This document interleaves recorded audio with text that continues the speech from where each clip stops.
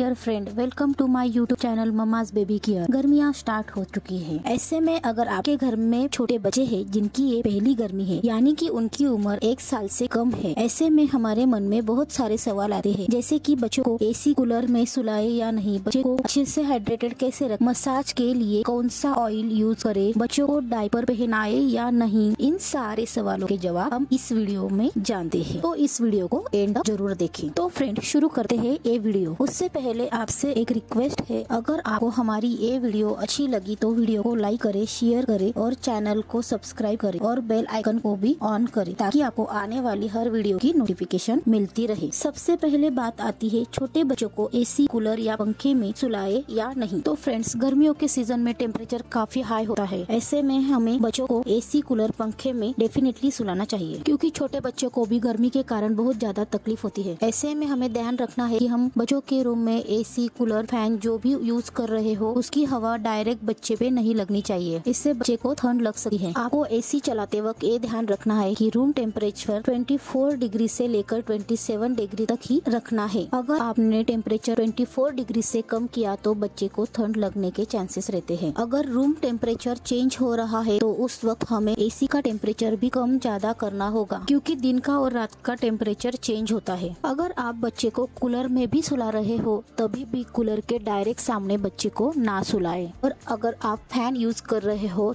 तभी भी फैन की स्पीड जो है उस पर ध्यान देना जरूरी है। गर्मियों के दिनों में भी अगर आप बच्चे को एसी या कूलर में सुला रहे हो तभी भी आपको बच्चे को फुल स्लीव्स के ही कपड़े पहनाने हैं। बच्चे को ठंड ना लगे इसका हमें ध्यान रखना जरूरी है। बच्चे को ठंड लग रही है या नहीं ये जानने के लिए हम बच्चे के हाथ और पैर का टेम्परेचर और पेट का टेम्परेचर अपने हाथों से चेक कर सकते हैं। अगर पेट का टेम्परेचर हाथ और पैर के टेम्परेचर से अलग है तो बच्चे को ठंड लग रही है और बच्चे को और एक लेयर पहनाने की जरूरत है। इस वक्त आप बच्चे को एक और कपड़े की लेयर जो है पहना सकते हैं। अब बात करते हैं कि बच्चे को हाइड्रेटेड कैसे रखें। गर्मियों के मौसम में पसीने के कारण बहुत सारी हीट लॉस होती है। ऐसे में हाइड्रेटेड रहना सबके लिए जरूरी है, लेकिन छोटे बच्चों के लिए खासकर ध्यान रखना है। जो बच्चे 0 से लेकर 6 मंथ के हैं उनको टाइम टू टाइम फीड करना जरूरी है। हर 2-2 घंटे में बच्चों को फीड करना जरूरी है, और बच्चा फार्मूला मिल्क पर हो तभी भी आपको फार्मूला मिल्क सही तरीके से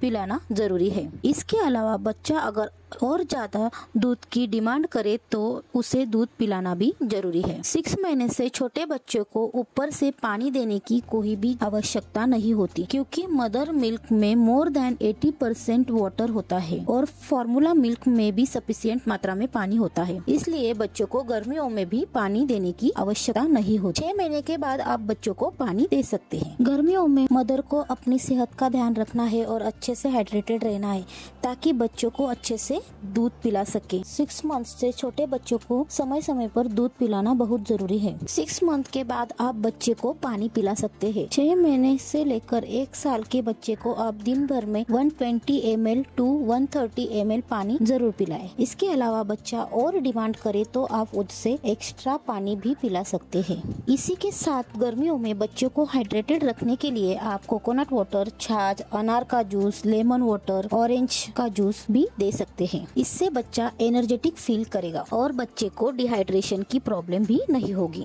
बच्चा अच्छे से हाइड्रेटेड है या नहीं ये जानने के लिए बच्चों में कुछ साइन दिखाई देते हैं, उसे हमें नजरअंदाज नहीं करने हैं। जैसे कि गर्मियों में अगर बच्चों की स्किन ड्राई हो रही हो या लिप्स ड्राई हो रहे हो, जैसे कि बच्चा पूरी दिन में 6 बार से कम यूरिन पास कर रहा हो और रात में भी कम यूरिन पास कर रहा हो और उसके यूरिन का कलर डार्क येलो हो तो समझना है कि बच्चे को पानी की कमी हो रही है। अगला क्वेश्चन ये आता है कि गर्मियों में बच्चे को बाहर लेकर जाए या नहीं। तो फ्रेंड, गर्मियों में हो सके तो 6 महीने से छोटे बच्चे को बाहर लेकर जाना अवॉइड करें, क्योंकि गर्मियों के मौसम में भारत में कुछ जगह ऐसी है जहां टेम्परेचर 40 डिग्री से भी ज्यादा रहता है। ऐसे में सन से निकलने वाले यूवी रेस बच्चों के स्किन पर बहुत बुरा असर डालते हैं। ऐसे में अगर आप बच्चे को बाहर लेकर जाते हैं तो आप बच्चे को फुल स्लीव्स के कपड़े पहना कर ही ले जाए और बच्चे के बॉडी पर अच्छे से सनस्क्रीन जरूर लगाएं। ध्यान रखें कि वो सनस्क्रीन ज्यादा गाढ़ा या चिपचिपा ना हो, क्योंकि उससे भी बच्चे के शरीर पर घमौरिया या लाल दाने आ सकते हैं। बाहर जाते वक्त हमें ये ध्यान रखना है कि 100% कॉटन के ही कपड़े बच्चे को पहनाने हैं और लाइट कलर के ही कपड़े बच्चे को पहनाए, इससे लाइट रिफ्लेक्ट होती है।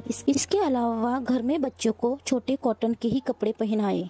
इससे क्या होता है, हवा अच्छे से बच्चों के शरीर में लगती है और पसीना भी सूख जाता है। गर्मियों में बच्चे को ज्यादा फैंसी या हेवी कपड़े ना पहनाएं, इससे वो इरिटेट हो सकते हैं और उनको गर्मियों के कारण घमौरिया और रैशेस भी आ सकते हैं। अगर आपको गर्मियों में बच्चों को बाहर लेकर जाना है तो आपको अर्ली मॉर्निंग या लेट इवनिंग में ही बच्चे को लेकर जाना चाहिए। सुबह 10 से शाम 5 बजे तक सन एकदम पीक पे होता है, तो इस वक्त आपको बच्चों को बाहर बिल्कुल नहीं लेकर जाना है। अगर जाना ही पड़े तो उनको अच्छे से पूरे कपड़ों से कवर करे, अच्छे से सनस्क्रीन लगाए, कैप पहनाए और फिर लेकर जाए। बच्चों का हाइड्रेशन का भी ख्याल अच्छे से रखें। अगला क्वेश्चन ये है कि गर्मियों में बच्चों की मालिश कौन से तेल से करें। देखिए फ्रेंड, बच्चों की मालिश करना हर मौसम में जरूरी होता है, मगर गर्मियों में हमें बच्चों की मालिश करते वक्त कुछ बातों का ध्यान रखना जरूरी है। जैसे कि जो हम तेल बच्चों के लिए यूज कर रहे हैं वो ज्यादा गाढ़ा और चिपचिपा ना हो। गर्मियों के मौसम में आप कोकोनट ऑयल यूज कर सकते हैं, क्योंकि कोकोनट ऑयल ज्यादा चिपचिपा और ज्यादा गाढ़ा भी नहीं होता और उसमें किसी तरह की स्मेल भी नहीं होती है। गर्मियों के मौसम में भी बच्चों को आपको दिन भर में कम से कम एक बार मालिश जरूर करनी है और मालिश के 15 से 20 मिनट बाद बच्चे को अच्छे से नहलाना जरूरी है। नहलाते वक्त बच्चे का जो ऑयल है वो पूरी तरह से निकलना जरूरी है, क्योंकि अगर ऑयल बच्चे के शरीर पर रहे तो बच्चे को दाने आ सकते हैं या स्किन में घमौरिया या रैशेस की प्रॉब्लम हो सकती है, क्योंकि बच्चों की स्किन बहुत ही सेंसिटिव होती है। इस वक्त हमें ये भी ध्यान रखना है कि नहाते वक्त बच्चों का जो पानी है वो हल्का गुनगुना होना चाहिए। ज्यादा गर्म पानी से बच्चों को गर्मियों में नहीं नहलाना है। अगला क्वेश्चन आता है, गर्मियों में डायपर का यूज करें या ना करें और कैसे करें। गर्मियों में हो सके तो दिन के टाइम बच्चों को डायपर फ्री टाइम दें। अगर आप डायपर यूज कर रहे हो तो कॉटन डायपर यूज करें। जो डिस्पोजल डायपर होते हैं वो सिंथेटिक मटेरियल से बने होने के कारण उसमें से एयर सर्कुलेशन अच्छे से नहीं हो पाता। इसकी वजह से बच्चों को गर्मियों में रैशेस की प्रॉब्लम अधिक होती है। गर्मियों में आपको इस बात का ध्यान रखना है कि बच्चों का जो डायपर है वो हर 2 से 3 घंटे में जरूर चेंज करना है और उसके बाद बच्चों को कुछ समय तक नेकेड रखें। इसके अलावा बच्चे ने पॉटी की तो आप डायपर तुरंत चेंज करें। कभी कभी ऐसा होता है कि हम बच्चे को डायपर पहनाते हैं और उसके बाद बच्चा तुरंत ही पॉटी कर देता है। ऐसे में भी हमें बच्चे का डायपर तुरंत चेंज करना जरूरी है। डायपर चेंज करते वक्त इस बात का ध्यान रखना है कि पहले बच्चे को रैशेस क्रीम